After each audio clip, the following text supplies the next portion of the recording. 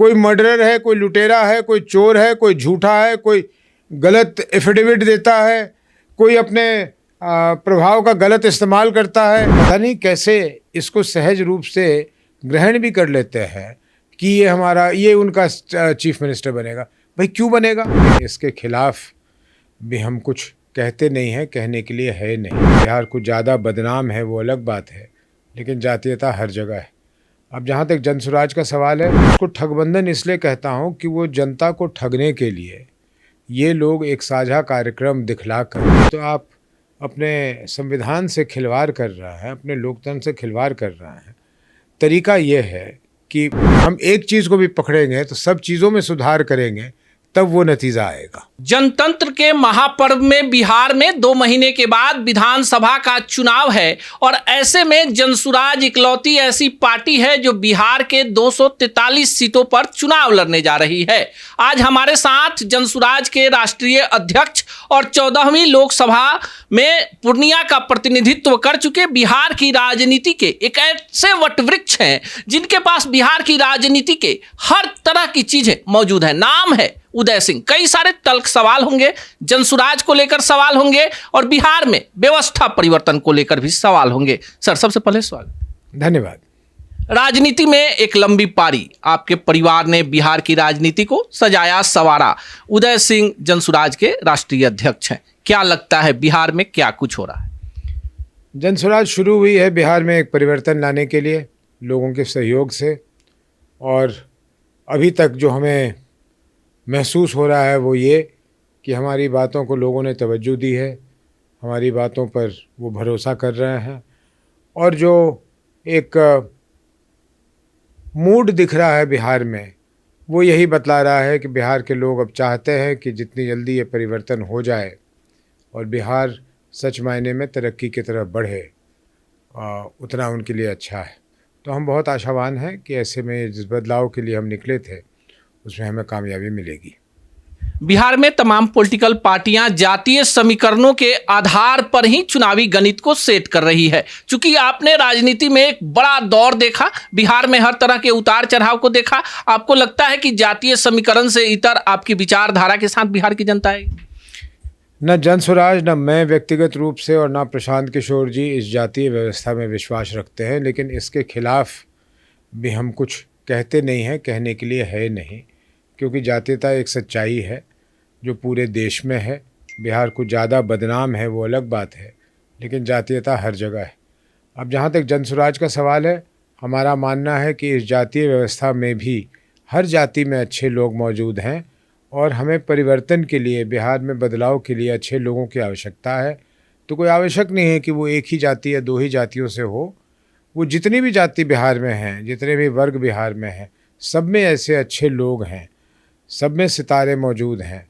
तो हम उन लोगों को अपने पार्टी से जोड़ने की प्रयास में लगे हैं, वो जुड़े भी हैं, और ऐसे लोगों को मौका दिया जाएगा कि वो हमारा असेंबली में प्रतिनिधित्व करें। बिहार में तमाम पॉलिटिकल पार्टियां अभी तक चुनावी रणनीति बनाने में जुटी है और आप लोग मैदान में उतर गए हैं। क्या रणनीति? देखिए, वो यहाँ और कोई दल है नहीं जो अकेले अपने दम पे लड़ रही है। सभी लोग गठबंधन बनाकर लड़ रहे हैं, और गठबंधन को मैं ठगबंधन कहता हूँ। उसको ठगबंधन इसलिए कहता हूँ कि वो जनता को ठगने के लिए ये लोग एक साझा कार्यक्रम दिखलाकर इकट्ठे होते हैं। और आपने देख लिया, अभी शुरू हो गया है वो खींचातानी कि महागठबंधन में कौन से घटक दल को कितनी सीटें मिलेंगी, एनडीए में कौन से घटक दल को कितनी सीटें मिलेंगी। तो ये क्या है? ये सत्ता पे काबिज होने के लिए आपस में समझौता करके जनता को मूर्ख बनाकर ये वोट लेना चाहते हैं, जिसमें ये सफल रहे हैं पिछले 30-35 वर्षों में। जनसुराज 1996 के बाद पहली राजनीतिक दल है जो अपने दम पर 243 सीट लड़ेगी, और हम नए पार्टी हैं। ये लोग तो स्थापित पार्टियां हैं, इनको तो इतना दम होना चाहिए था कि ये सीट अकेले लड़ें, लेकिन ये नहीं लड़ेंगी, क्योंकि इनको सीट लड़ने से, जनता के बीच जाने से, अपनी बात रखने से ज़्यादा चिंता इस बात की है कि हमें सत्ता मिलेगा या नहीं मिलेगा। और क्योंकि मालूम है कि किसी एक दल को सत्ता नहीं मिलने वाला है, तो ये सबको एकत्रित करके बीच में जनता के जाते हैं कि हम तुम्हारे लिए ये कर देंगे, वो कर देंगे। और चुनाव ख़त्म होते ही अभी सीटों की लड़ाई चल रही है। अगर इनके पास जो ताकत इनको मिलती रही है वो मिल जाए तो फिर लड़ाई होगी कि कौन मंत्री किस पार्टी का कितना बनेगा, और फिर उसके बाद लूट का वही जो कार्यक्रम है वो शुरू हो जाएगा। इससे बिहार की जनता भी इससे थक गई है।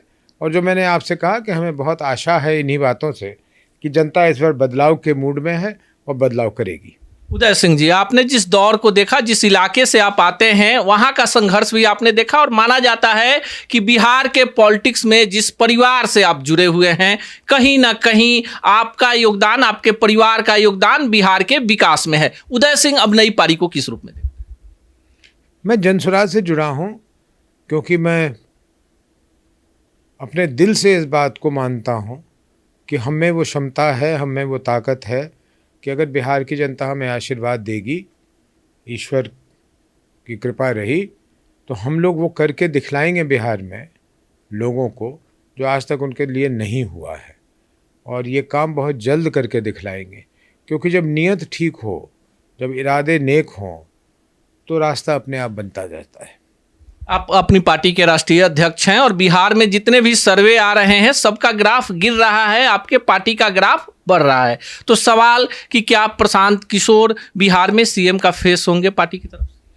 पार्टी का सीएम कौन बनेगा ये बहुत दूर की बात है, और ये अधिकार बिहार के जनता का है। ये लोग गलत करते हैं कि अपने सीएम को डिक्लेयर करते हैं, पीएम को डिक्लेयर करते हैं।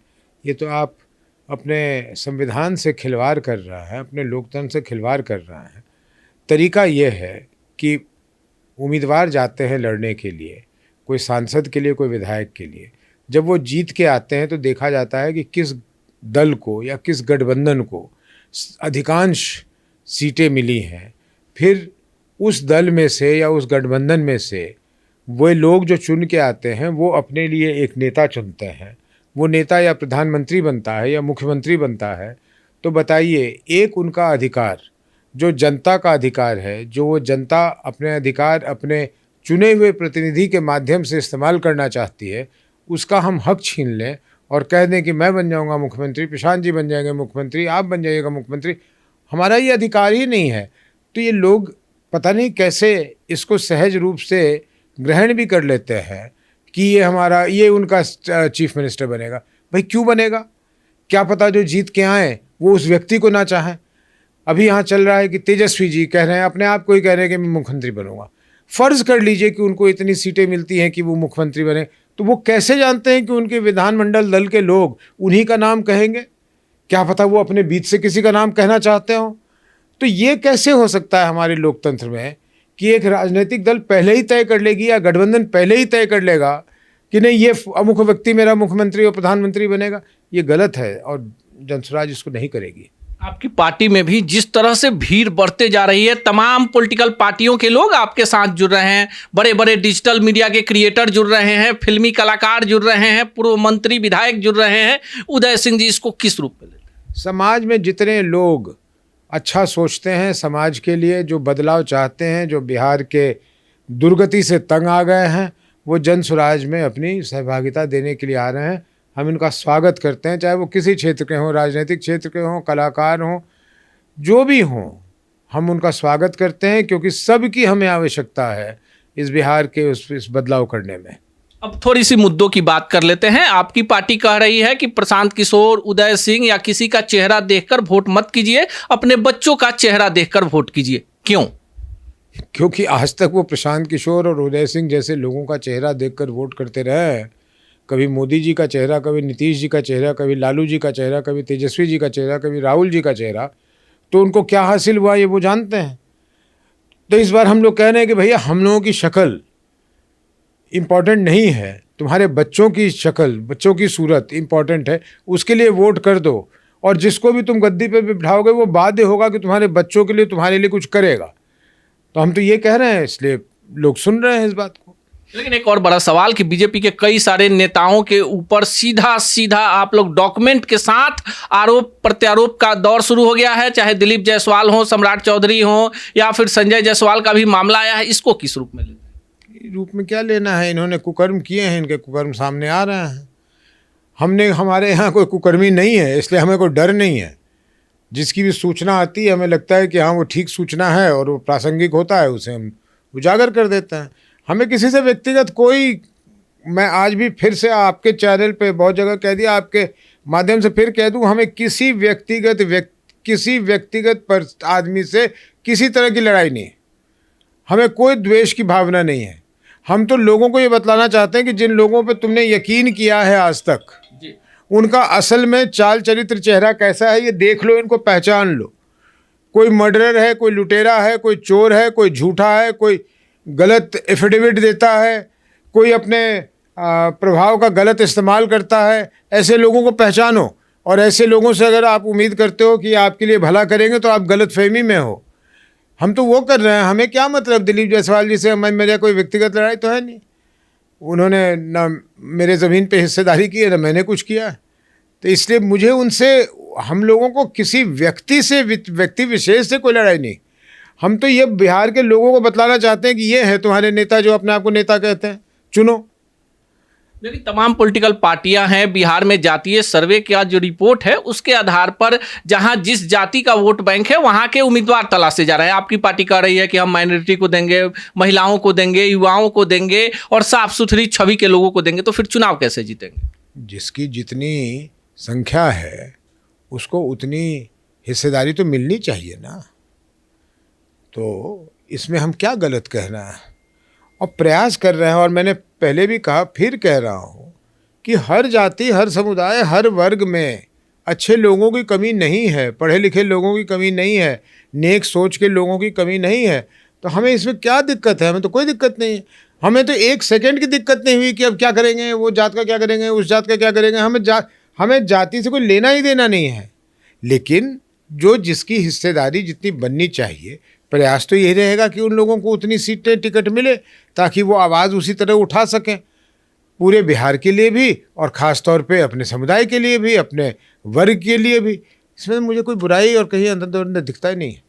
लेकिन एक और सवाल उदय सिंह जी, चूंकि आप काफ़ी जानकार व्यक्ति हैं और काफ़ी पढ़ते लिखते भी हैं, बिहार के मुख्यमंत्री नीतीश कुमार चुनाव के पहले धड़ाधड़ निर्णय ले रहे हैं। मानदेय में वृद्धि हो रही है, सामाजिक सुरक्षा पेंशन योजना बढ़ गई, किसानों के लिए, महिलाओं के लिए योजना रही है। क्रेडिट किसको? तेजस्वी कहते हैं कि मेरे डर से कर रहे हैं।